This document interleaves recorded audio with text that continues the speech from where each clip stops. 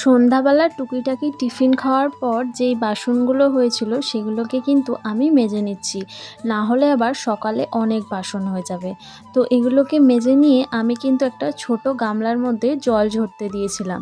জলটা যখন ঝরে এলো তখন কিন্তু আমি সুন্দরভাবে বাসনের ঝুড়িতে গুছিয়ে নিয়েছি। আর এখন আমি চলে এসেছি রাতের ডিনার তৈরি করতে। তো আজকে বেশি কিছু করব না রাতে, তো ভেবেছি আজকে করব মিক্সড ডাল। তার জন্য এখানে নিয়েছি মুসুরির ডাল, টমেটো, পেঁয়াজ কুচি, আলু, লঙ্কা আর ওই একটু আদা রসুন। তো দেখো এখানে কড়াইয়ে তেল দিয়ে নিয়েছি। কড়াইয়ে তেলটা যখন হয়ে এলো দিয়ে দিয়েছি একটা ডিম ফাটিয়ে। আর ডিমটাকে কিন্তু আমি একদম ছোট্ট ছোট্ট করে ভুজিয়া টাইপের করে সাইডে তুলে রেখে দেবো।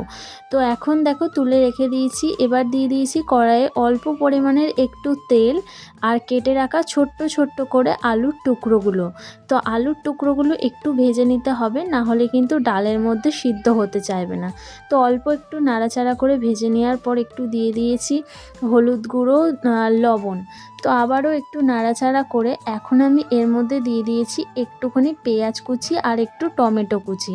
তো টমেটো কুচিটাকেও দেওয়ার পর আমি কিছুক্ষণ নাড়াচাড়া করে নিয়ে এর মধ্যে দিয়ে দিয়েছি আদার গ্রেট করে রাখা আদা।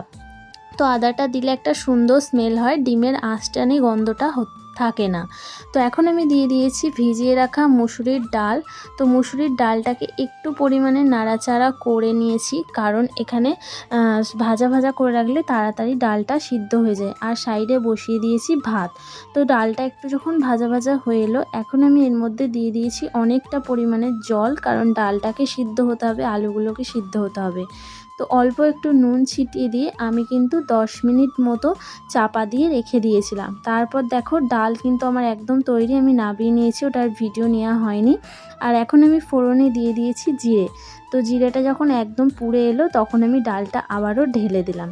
আর ওপর থেকে ওই যে আগে থেকে করে রাখা ডিমের ভুজিয়াগুলো দিয়ে দিলাম। তারপরে কিন্তু আমি ডালটাকে নামিয়ে নিয়েছিলাম। তোমরাও কিন্তু রেসিপিটা বাড়িতে ট্রাই করতে পারো, ভীষণ সুন্দর হয়। চলো টাটা।